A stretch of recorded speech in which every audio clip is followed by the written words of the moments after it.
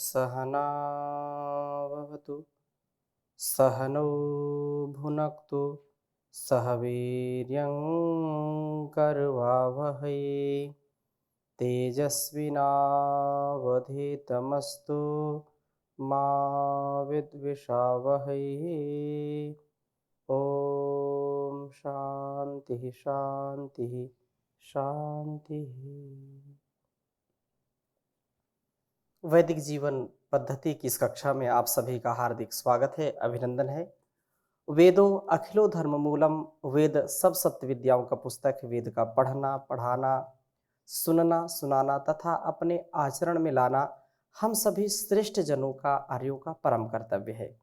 हम निरंतरता से वेदों का स्वाध्याय करके, वेद अनुकूल आचरण करके जीवन को सुखमय, आनंदमय, शांतिमय बना सकते हैं। बहुत उत्तम उपाय है। हम संसार में जो हमारे व्यवहार है और संसार के अनेक कर्तव्यों का निर्वहन हम ठीक ठीक करके जीवन को अच्छा जी पाएं। जीव, जड़ जगत या चेतन जगत जो कुछ भी संसार में है, इस संसार का उपकार करना, सदाचार से युक्त होकर के, शुभ संस्कारों से युक्त होकर के हम श्रेष्ठ जीवन जिए, उत्तमोत्तम जीवन जी करके उत्तरोत्तर वृद्धि को प्राप्त हो, उन्नति को प्राप्त हो, प्रगति को प्राप्त हो, यह हम सबका परम लक्ष्य होना चाहिए। साध्य तक पहुंचने के लिए परमात्मा ने शरीर रूपी साधन और इस संसार रूपी साधन दिया है। उनमें भी हमको पूरी श्रद्धा और विराग पूर्वक, वैराग्य पूर्वक, जो नित्य है, जो शुद्ध है, जो बुद्ध है, जो परमपिता परमेश्वर हमको सामर्थ्य देता है, उसके प्रति अत्यंत समर्पण का भाव रख करके जीवन जीना चाहिए। पिछली कक्षा में हम ऋग्वेद के छठे मंडल के 28वें सूक्त के मंत्रों का स्वाध्याय कर रहे थे और इसमें गाय माता की चर्चा चल रही थी। गाय जो हमारे लिए सबसे कल्याणकारी प्राणी है।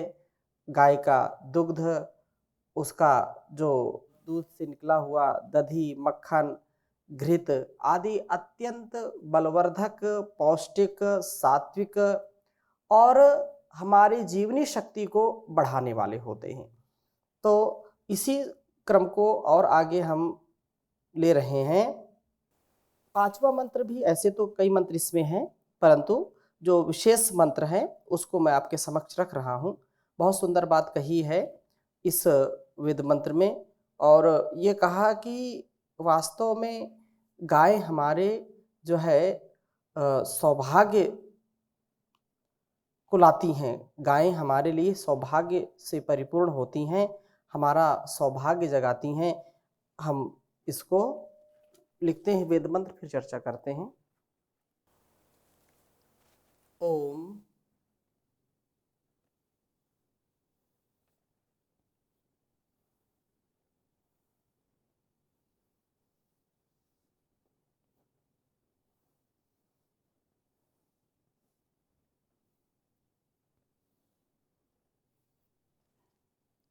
गावो भगो गावा,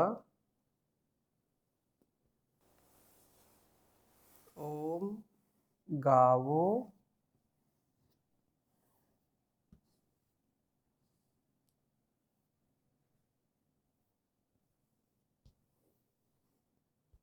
भगो।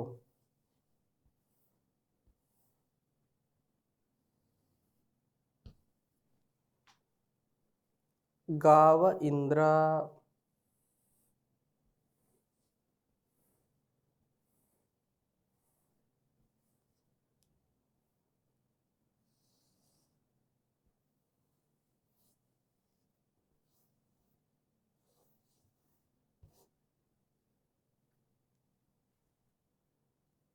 गाव इंद्रो में अच्छान।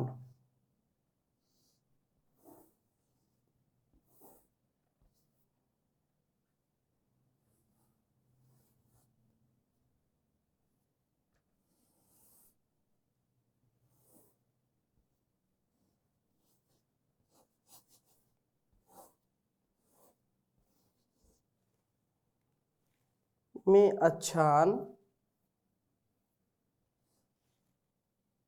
गावः।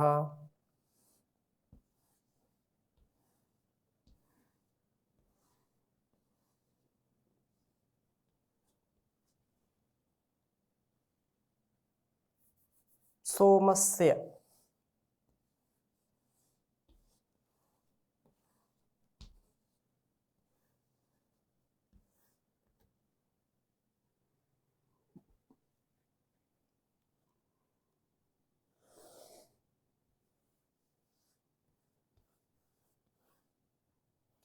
सोमस्य प्रथमस्य भक्षः।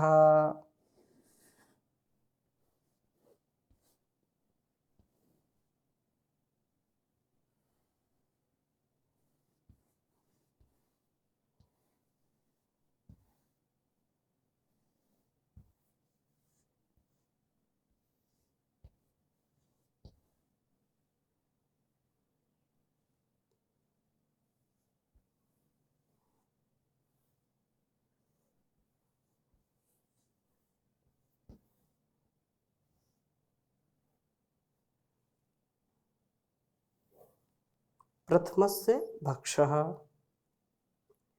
इमा या गावः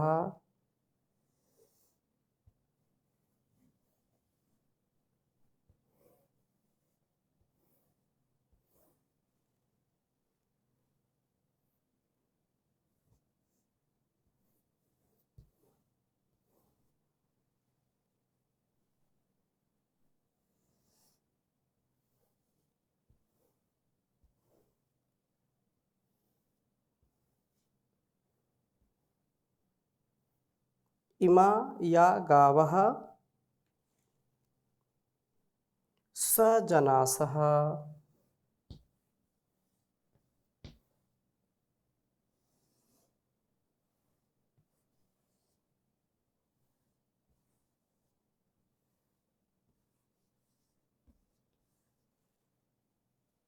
सजनास इंद्र।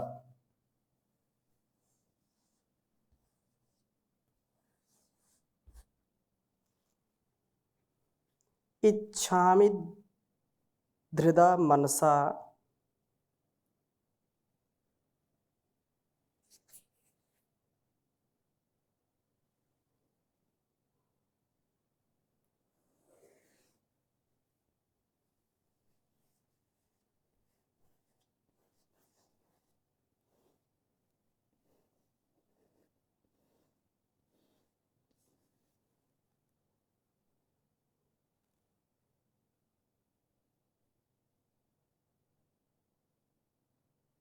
इच्छामि धृदा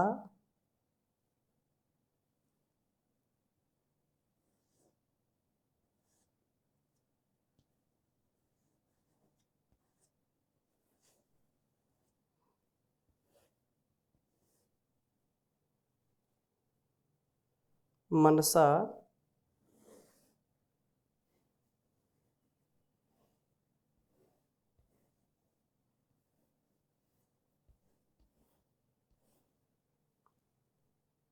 चिदिंद्रम।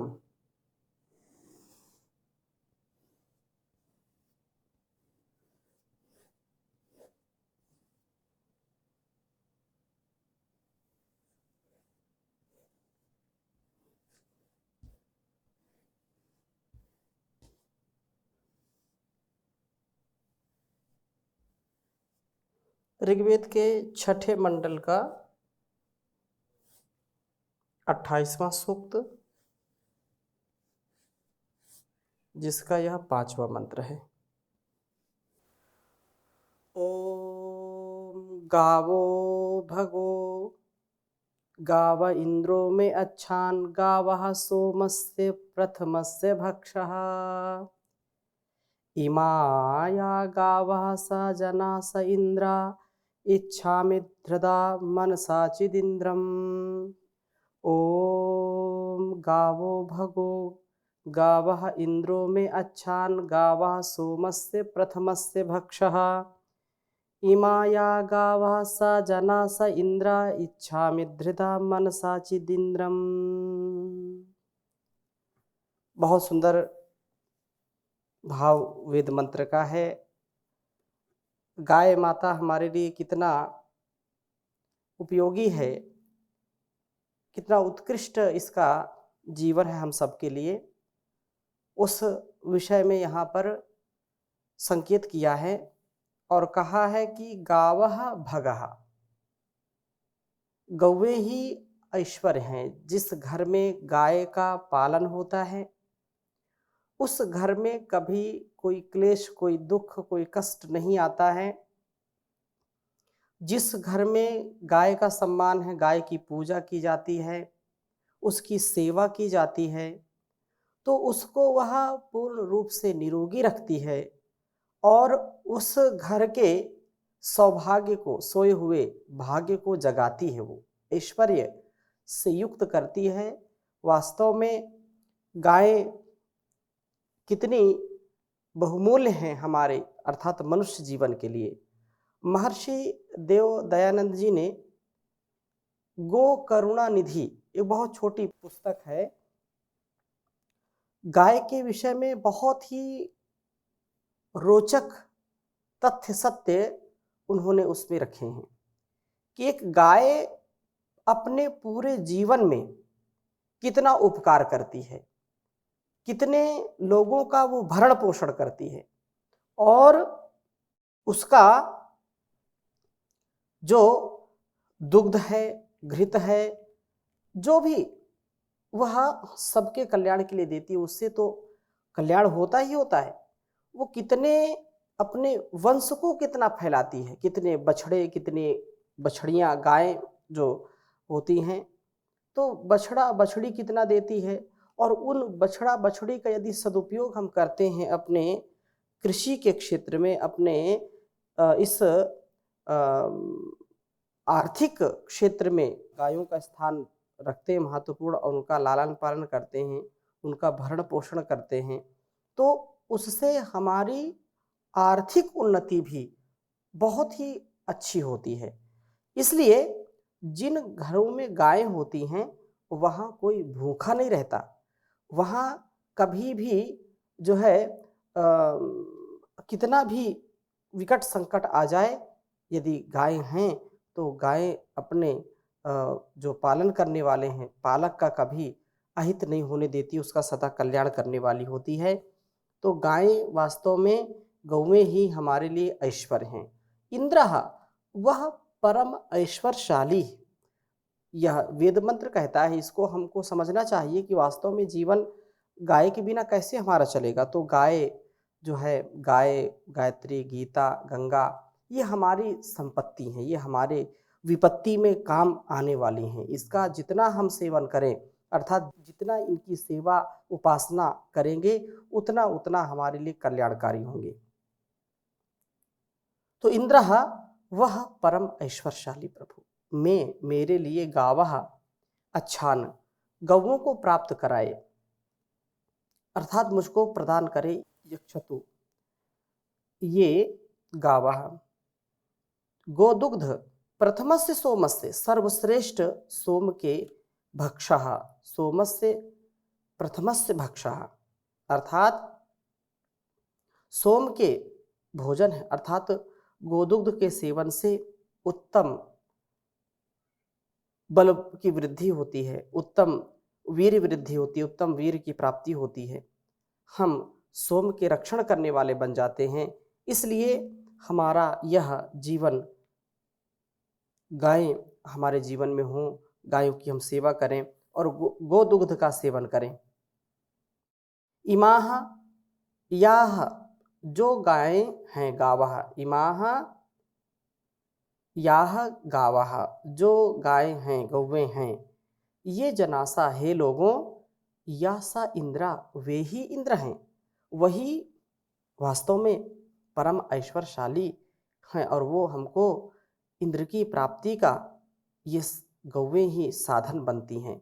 अर्थात मैं वस्तुतः हृदय श्रद्धा से युक्त होकर के, हृदय से तथा मनसा, प्रबल जो है प्राप्ति की कामना वाले मन से, इंद्रम चित, उस परम ऐश्वर्यशाली प्रभु को ही इच्छामि, उसको ही चाहता हूँ। उस प्रभु की प्राप्ति की कामना वाले वास्तव में गौओं का पालन करें, गौओं की सेवा करें, और गौओं की सेवा करने से अनेक प्रकार के रोगों पर भी हमारा जो नियंत्रण हो पाता है। हम अपने जो है रोगों से बच पाते हैं। और क्या कहा? इंद्रम चित इच्छामि, उस परमात्मा को ही मैं चाहता हूँ। इससे जो है गौओं की सेवा करने से, गौओं का जो है पालन करने से, इनके दुग्ध से ही सात्विक बुद्धि वाला मैं बनता हूँ। सात्विक बुद्धि वाला होकर के प्रभु को प्राप्त करने वाला होता हूँ। जो राजसिक प्रवृत्ति वाले लोग हैं, जो तामसिक प्रवृत्ति वाले लोग हैं, वे आहार के नाम पर ऐसा जो अभक्ष्य पदार्थ है उसका सेवन करते हैं। जो चीज़ नहीं खानी उसको भी खाएंगे, जो नहीं पीना उसको भी पिएंगे।